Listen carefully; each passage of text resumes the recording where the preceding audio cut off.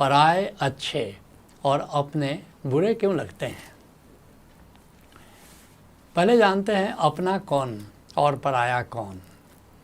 जिससे नज़दीक का संबंध होता है वो अपना है, उसको हम अपना मानते हैं, उसको हम अपना कहते हैं, नज़दीक का संबंध है। और जिससे दूर का संबंध है उसे हम पराया कहते हैं। लेकिन एक बात जानने की है, संत कहते हैं हर संबंध माया है।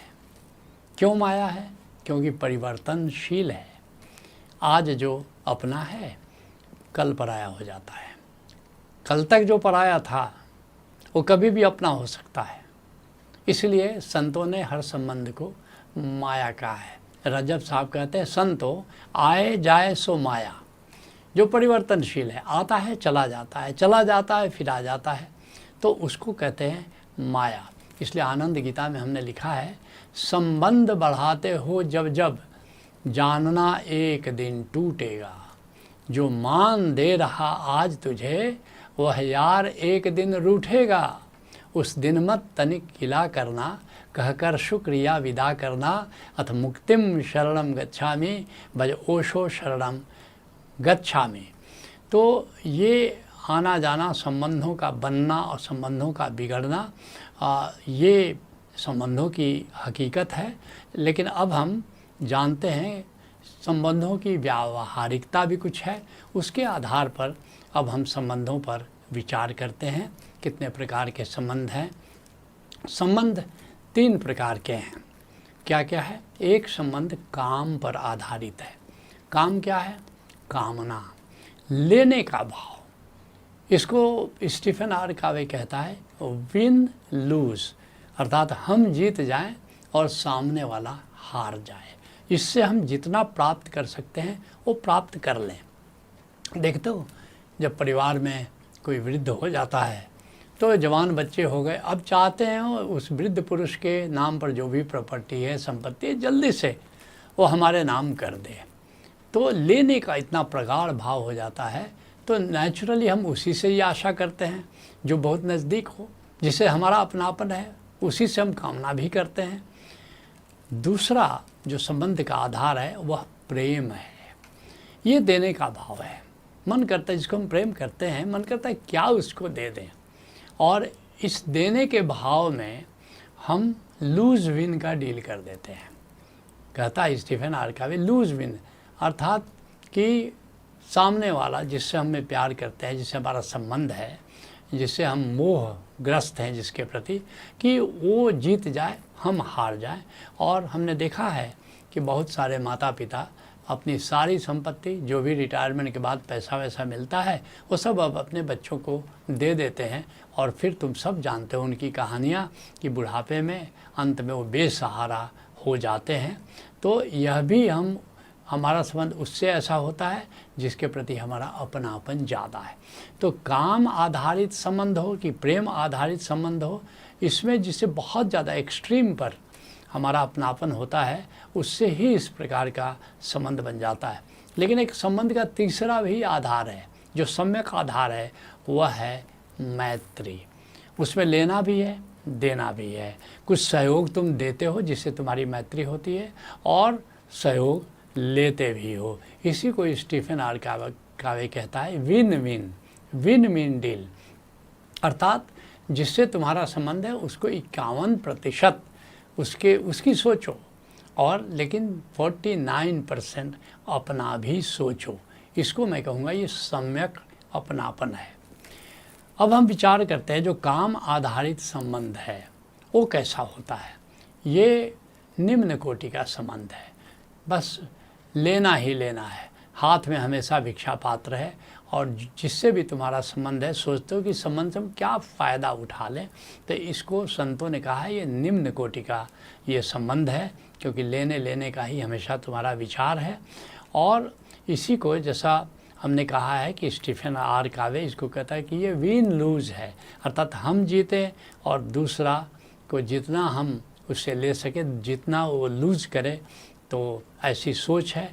तो और निश्चित रूप से इसमें अपनापन तो होता है, जो अपना होता है उसी से हम ऐसा सोचते हैं, और इसमें काफ़ी निकट का संबंध भी होता है।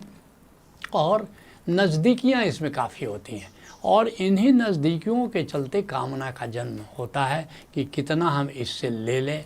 और ये कामना जितना भी लो, देने वाले की भी एक सीमा है, जितना भी लो अगर कहीं वो देने से अस्वीकार कर देता है तो तुम्हारे मन में शिकायत पैदा हो जाती है।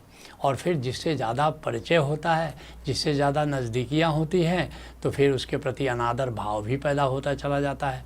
इसलिए कबीर साहब ने बड़ी प्यारी बात कही है, अति परिचय ते होत है, अरुचि अनादर भाए, और मलया गिर की भीरनी चंदन देत जलाए।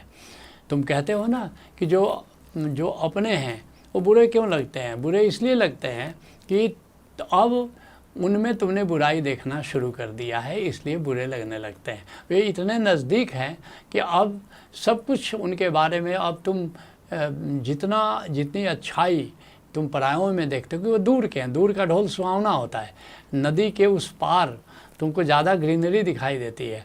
जो अति परिचय जो है, ये हमको उस व्यक्ति के प्रति अनादर भाव या वस्तु के प्रति भी अनादर भाव पैदा करती है। जैसे मलया गिर की भिलनी और चंदन देत जलाए। जो मैसूर में जो भिलनी होती है जंगल में, वहाँ तो चंदन के पेड़ बहुत है, वो चूल्हे में झोंक देती है। उसको पता ही नहीं कि अरे भाई ये चंदन का वृक्ष है, ये चूल्हे में झोंकने के लिए नहीं है। इसलिए ये जो कामना का संबंध है, ये संबंध अधिकतर धन के कारण है, और ये धन के कारण ही ये कामना ये अक्सर बुराई में ले जाती है, अक्सर शोषण में ले जाती है। और इसीलिए सभी संतों ने कहा है कि जहाँ धन है वहाँ ये अनर्थ की जड़ है, और ये परिवार में ये कलुषता लाती है। जिसके लिए शंकराचार्य कहते हैं कि जब धन ही नहीं परिवार कहाँ, जब तत्व ज्ञान संसार कहाँ। जब तक तुम धन अर्जित करते हो तब तक तो तुम्हारा परिवार है, सब तुम्हें अच्छा अच्छा कहेंगे। जैसे ही तुम निर्धन हो जाते हो या अब धन कमाने लायक नहीं होते हो तो लोग दूरियां बनाना शुरू कर देते हैं। यह सपनों का संसार तजो, गोविंद भजो गोविंद भजो। जैसे शुरू मैंने कहा, ये माया का संसार है, ये सपनों का संसार है। इसलिए कहते हैं कि अब जल्दी से इस बात को समझो और गोविंद का स्मरण करो। शंकराचार्य अन्यत्र कहते हैं, है धन अनर्थ की जड़, इसको तुम बार बार सोचो समझो। धनवान पुत्र से भी डरता, चिंतित रहता है व्यर्थ हो। अब धन संग्रह का लोभ तजो, गोविंद भजो गोविंद भजो। क्योंकि कोई धनवान हो जाता है तो नेचुरली उसके परिवार के लोग चाहते कि धन हमें दे दे। उसके बेटे हैं 2-3 हैं, वो शंका में पड़ते हैं कि पता नहीं मेरा पिता किसको धन दे करके जाएगा। और इस तरह से अगर उनकी कामनाओं को पूरा नहीं करता है तो अपना होते हुए भी वो बुरा लगने लगता है। या अपना ही बेटा अगर सताने लगता है तो फिर वो बुरा लगने लगता है, अपना होकर के भी बुरा लगने लगता है। इसलिए रहीम खान खाना एक बड़ी प्यारी बात कहते हैं।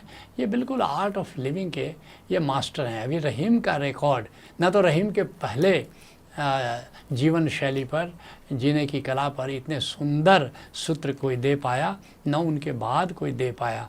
कहते रहीम खान खाना, यदि चाहत चटकन घटय आ मैलो होई न मित।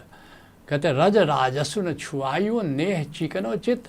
अगर चाहते हो, यदि चाहत चटका न घटे, घड़ा चटके नहीं, अब मैलो होई न मित, और मैत्री में कलुषता नहीं आए, तो रज राजस्व न छुआए। घड़े में अगर मिट्टी पड़ गई, कंकड़ पड़ गया तो घड़ा तो चटक जाएगा। ऐसे ही अगर धन को तुमने छुआ दिया संबंधों में तो धन के कारण ये संबंध में खटास पैदा हो जाती है। तीसरे प्रकार का जो संबंध है वह प्रेम पर आधारित है। ये उत्तम कोटि का संबंध है, इसमें कोई शक नहीं है, लेकिन ये अव्यावहारिक है। क्यों अव्यावहारिक है? क्योंकि यह लूज विन पर आधारित है। तुम लूज करते चले जाते हो, जिससे तुम्हारा संबंध रहता है उसको तुम जिताते जाते हो, उसको फ़ायदा पहुंचाते जाते हो, और एक दिन तुम्हारी स्थिति ऐसी हो जाती है तुम किसी को देने लायक बचते ही नहीं हो। तो इसीलिए ये एक उत्तम है, लेकिन इसको मेंटेन करना बहुत मुश्किल है, क्योंकि संबंध तो एक तरफा नहीं हो सकता, वो तो दो तरफा ही होगा। और इसीलिए अति उत्तम होते हुए भी ये व्यवहारिक नहीं है और इसमें भी बहुत अपनापन है। जिसे बहुत अपनापन होता है उसी से प्रेम होता है, या जिसको प्रेम करते हैं उससे बहुत अपनापन विकसित होता है। इसमें काफ़ी निकट का संबंध होता है, इसमें कोई शक नहीं है। और इसमें अति परिचय भी होता जाता है, और अति परिचय से फिर देखोगे कि अनादर भाव, और जो प्रेम सम्मान पर आधारित नहीं है, जिस प्रेम में सम्मान नहीं है, निश्चित रूप से वह संबंध ज़्यादा दिन नहीं चल सकता, वह प्रेम ज़्यादा दिन नहीं चल सकता। तो यह निश्चित रूप से उत्तम है मगर दीर्घजीवी नहीं है, लॉन्ग लास्टिंग नहीं है। इसलिए प्रेम धवन ने एक गीत लिखा था, बहुत सुंदर गीत लिखा था, सब कुछ लुटा के होश में आए तो क्या किया। प्रेम में सब कुछ तुम लुटा देते हो और अंत में होश आता है कि अरे ये हमने क्या किया, तब तक ये बहुत देर हो जाती है। और जो तीसरे प्रकार का संबंध है, मैत्री आधारित जो संबंध है, ये मध्यम कोटि का है, मध्यम कोटि का संबंध है, लेकिन ये व्यावहारिक है क्योंकि ये विन विन संबंध है, ये लॉन्ग लास्टिंग होता है। स्टीफन आर्कावी कहता है कि ये विन विन संबंध करो, तुम्हारी भी जय जय, हमारी भी जय जय, और ये देखोगे ये जीवन पर्यंत चल सकता है ये संबंध। और इसमें सम्यक अपनापन होता है, सम्यक एक्सट्रीम पर अपना, जैसे काम और प्रेम में एक्सट्रीम पर अपनापन होता है, इसमें सम्यक अपनापन होता है। ये व्यवहारिक है और मजबूत संबंधों का आधार है। इसमें सम्यक दूरी होती है, न तो बहुत नज़दीकी होती है न बहुत दूरी होती है, सम्यक दूरी, सम्यक निकटता, सम्यक दूरी ऐसा कर सकते हो। और सभी सदस्य इसमें सहयोग करने को तत्पर होते हैं। इसलिए एक अगर ये मैत्री आधारित, इसलिए ओशो कहते हैं कि सभी संबंध का उत्कर्ष मैत्री में होना चाहिए और सम्मान पर आधारित संबंध होना चाहिए, काम और प्रेम पर आधारित नहीं होना चाहिए। मैं एक उदाहरण देता हूँ, मैं अपने परिवार का ही उदाहरण देता हूँ।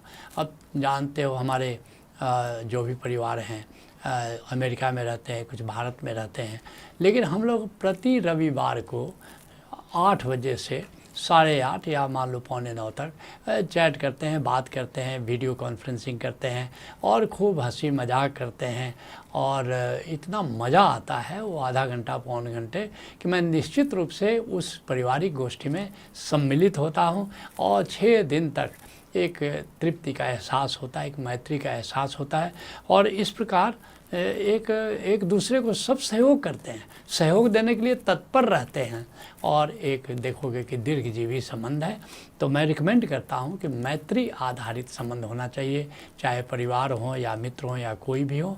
और उन संबंधों को सींचने की ज़रूरत है, हर संबंध को सींचने की ज़रूरत है। इसलिए एक कविता मैंने पढ़ी थी, लेकिन उसको अपने ढंग से फिर मैंने उसको लिखा है। रिश्ते भी हैं पौधे जैसे, प्यार से इनको सींचा कर यूं ही चमन आबाद रहेंगे, इसके भरोसे मत रहना, साथी हरदम साथ रहेंगे, इसके भरोसे मत रहना। हर रिश्ते को, हर संबंध को हमें सिंचाई करनी चाहिए, प्यार से, मोहब्बत से, सहयोग से। और तब देखोगे कि अपने और पराये ये जो भेद है ये न रह करके कि मैत्री का संबंध स्थापित हो जाता है। वैसे तो संत कहते हैं कि अयम माम परो ये व्यति गणना लघु चेतसा, ये मेरा है वह हमारा नहीं है, वह पराया है, ये अपना है ये पराया है। गणना लघु चेतसाम, ये लघु बुद्धि के लोग ऐसा सोचते हैं। उदार चरिता नाम तो वसुधैव कुटुम्बकम, जो उदार पुरुष होते हैं, प्रज्ञावान पुरुष होते हैं, उनके लिए तो सारी वसुधा कुटुंब है, सारी वसुधा एक परिवार की तरह है। तो निश्चित ही हमें अपने परिवार को, अपने संबंधों को अपना दायरा नहीं बना लेना है। हमारा परिवार अपना है, हमारा समाज अपना है, हमारा गांव अपना है, हमारा देश अपना है, लेकिन एक दिन आना चाहिए पूरा विश्व अपना है। यही संतत्व की यात्रा है। तो आज के सत्संग को हम यहीं विराम देते हैं। हरि ओम तत्सत।